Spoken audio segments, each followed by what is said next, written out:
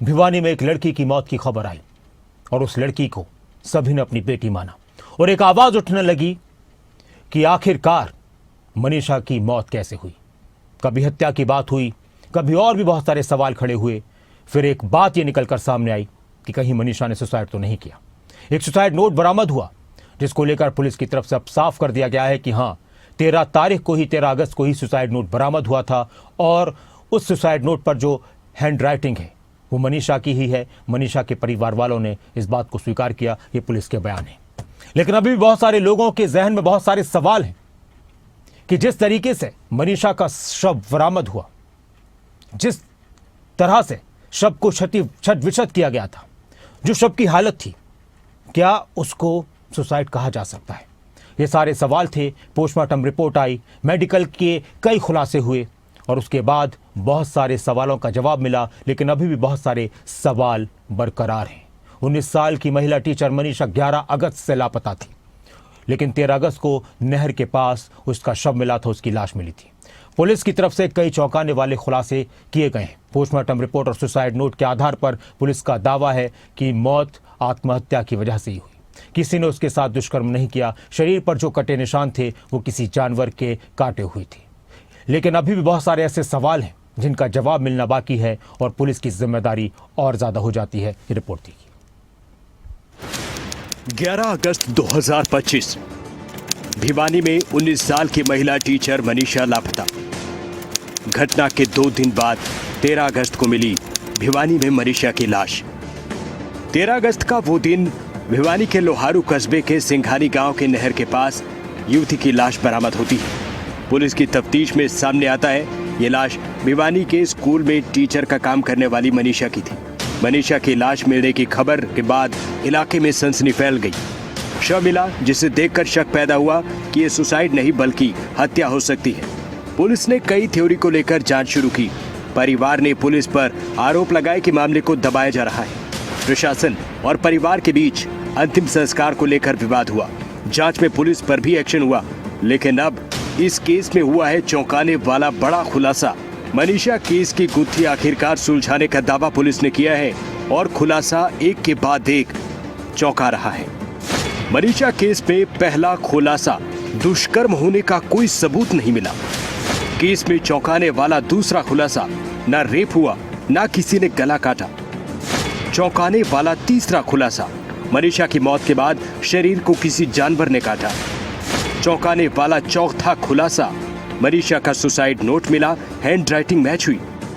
चौंकाने वाला 5वां खुलासा, मनीषा के शरीर में जहर मिला, कीटनाशक इस्तेमाल हुआ। रिपोर्ट 2 पोस्टमार्टम हुए थे। हमारे पास जितनी रिपोर्ट आई है, केमिकल रिपोर्ट जो आई है उसमें इंसेक्टिसाइड आया है, पॉइजनस, ठीक है, ऑर्गेनोफॉस्फेरस पॉइजनिंग आया है। और जो क्वेश्चन था कि भाई इसके साथ कुछ सेक्सुअल असॉल्ट हुआ होगा या नहीं हुआ होगा, उसके बारे में क्वेश्चन था।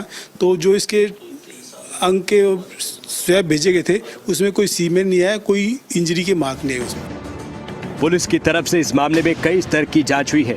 पुलिस चिकित्सकों की विशेष रिपोर्ट को लेकर कह रही है कि 2 बार पोस्टमार्टम हो चुका है। दूसरा कंटेंशन परिवारजनों का ये था कि रेप हुआ है या कोई फोर्सफुल सेक्सुअल असॉल्ट हुआ है, उसकी भी उन्होंने पुष्टि करी। कोई स्ट्रगल मार्क्स नहीं है और कोई जो स्वैब्स लिए गए उसमें कोई सीमेन डिपॉजिट नहीं है। तो ये भी एक तरह से रूल आउट हुआ है अभी के लिए कि ऑर्गेनोफॉस्फोरस नाम का एक केमिकल जो इंसेक्टिसाइड है वो मृतक के इंटेस्टाइन्स और किडनी अलग पार्ट्स में मिला है और वो कॉज ऑफ डेथ हो सकता है क्योंकि पॉइजनस है वो। देखिए, ये बिल्कुल टेक्निकल बात है। आपने कल डॉक्टर के जो मेडिकल सुपरिटेंडेंट है पीजीआई के, उन्होंने भी प्रेस ब्रीफ दिया था। उन्होंने एग्जैक्टली इस पॉइंट को भी हैंडल किया। उन्होंने बोला कि बॉडी ज़रूरी नहीं है कि हर एक पार्ट में जाए, वो तो मेडिकल भाषा है, वो कुछ ज़्यादा समझते हैं। बट ये ज़रूर है कि डिपॉजिट्स वेसरा में पाए गए और सीमेन डिपॉजिट कोई नहीं था और स्ट्रगल मार्क भी कोई नहीं। इस पूरे केस को लेकर लोहारू के एसडीएम मनोज दलाल ने भी पोस्टमार्टम रिपोर्ट को लेकर दावा किया है कि मनीषा के साथ कोई रेप नहीं हुआ, ये एक सुसाइड है। इसके अलावा शरीर पर कटे हुए निशान भी जानवरों की तरफ से हैं। बेटी के शरीर में ही पॉइजन मिला है। कोई ऐसी चीज़ भी उनके गले के ऊपर कोई ऐसा निशान नहीं था जिससे ये साबित हो सके कि उसको काटा गया हो। उन्होंने ये साबित किया डॉक्टर्स के अनुसार कि वो किसी जानवर के द्वारा खाया गया है। पुलिस ने दावा किया है कि मनीषा का सुसाइड नोट 13 अगस्त को ही पुलिस को मिल गया था। नोट मिला है वो वायरल है, क्या वो सही है या वो दिया गया इतना लेट क्यों आया, इसके पीछे काफी सुसाइड नोट मौके पे ही मिला था। जो 13 तारीख को डेड बॉडी मिला था उसी दिन मिला था। जो सीन ऑफ क्राइम टीम गई थी उस दिन ही उनके पास था। और देखिए आप भी समझते हैं इन्वेस्टिगेशन में हर एक तथ्य जो है इनिशियल स्टेज में ही बाहर नहीं दिया जाता।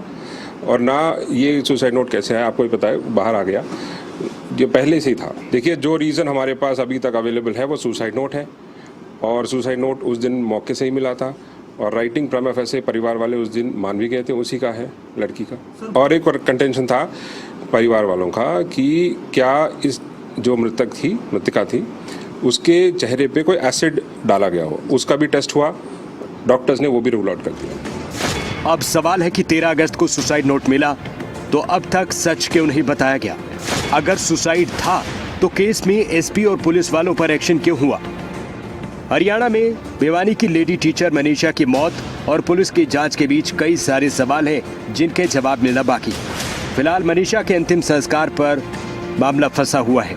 सोमवार देर रात प्रशासन की हुई मीटिंग के बाद परिवार राजी हुआ, लेकिन पिता संजय का वीडियो सामने आया कि प्रशासन ने धरना कमेटी के जरिए दबाव बनाकर अंतिम संस्कार के लिए सहमति ली। बेटी सुसाइड नहीं कर सकती। अपनी बेटी का संस्कार हिंदू रीति रिवाज के साथ मान सम्मान के साथ करेंगे और प्रशासन अपने काम पे लगा हुआ है, हम उनके काम से संतुष्ट हैं। मेरी बेटी कभी भी आत्महत्या नहीं कर सकती। महामंडल में ये दिखाया गया है कि उन्होंने लड़की ने आत्महत्या करी है। मेरे को इस चीज़ का विश्वास नहीं है कि मेरी बेटी आत्महत्या कर जाएगी। मनीषा केस को लेकर खुलासा होने पर भिवानी में ग्रामीणों ने पंचायत की। सर्वखाप महापंचायत परिवार के समर्थन में उतरी हुई है। महापंचायत में दादरी और भिवानी के कई खापों के प्रधान और प्रतिनिधि शामिल हुए। खापों की महापंचायत में फैसला हुआ है कि बेटी मनीषा को न्याय दिलाने के लिए सभी खाप परिवार के साथ हर संघर्ष में साथी बने रहेंगे। फिलहाल ये केस हो चुका है काफी हाई प्रोफाइल और पुलिस की जांच में जो खुलासे हुए हैं वो हर किसी को चौंका रहा है। रोहतक से देवेंद्र दांगी के साथ ब्यूरो रिपोर्ट, खबरें अभी तक।